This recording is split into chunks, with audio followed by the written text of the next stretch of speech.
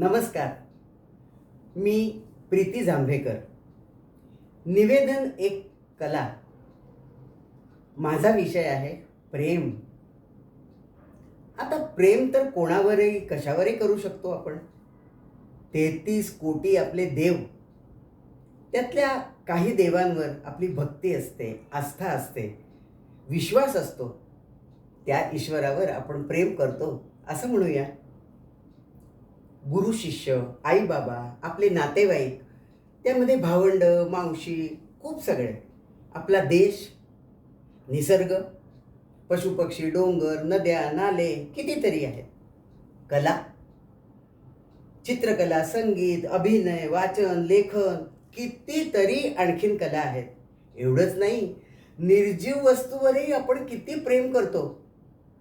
बघा ना, स्वयंपाकघरात ज्या लाटण्याने आपण पोळ्या करतो आणि दुसरीकडे जर पोळ्या करायची वेळ आली तर आपल्याला ते लाटणं आठवतं आपल्या घरातलं, म्हणजे त्याच्यावरही आपलं प्रेम आहे असं म्हणूया ना आपण. शेवटी काय, प्रेम हा 2.5 अक्षरी छोटासा जरी शब्द असला तरी त्याचा अर्थ सागरा एवढा विशाल आहे.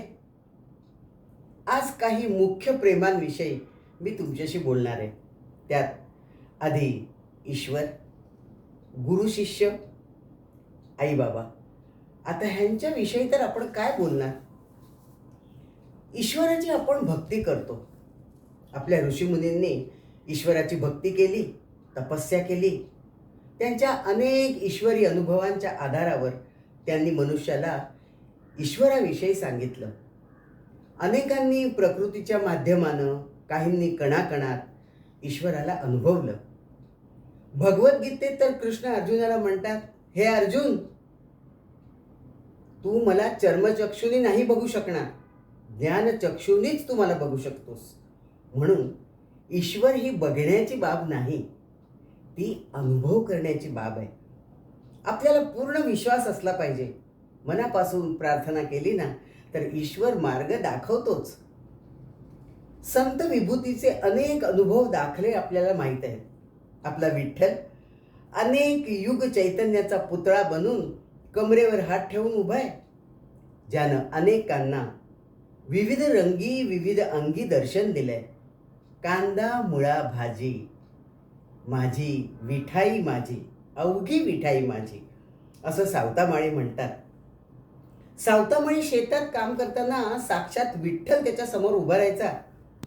विठ्ठल अनेकांना अनेक रूपात दिसला आणि संत परंपरा उभी राहिली. आपल्या भक्तीत दृढ विश्वास पाहिजे. मंडळी, सतत संगीताच्या सानिध्यात राहून गात राहणारी अभिनेत्री गात, तिने घातलेली भगवंताला हाक, साद ऐकूया.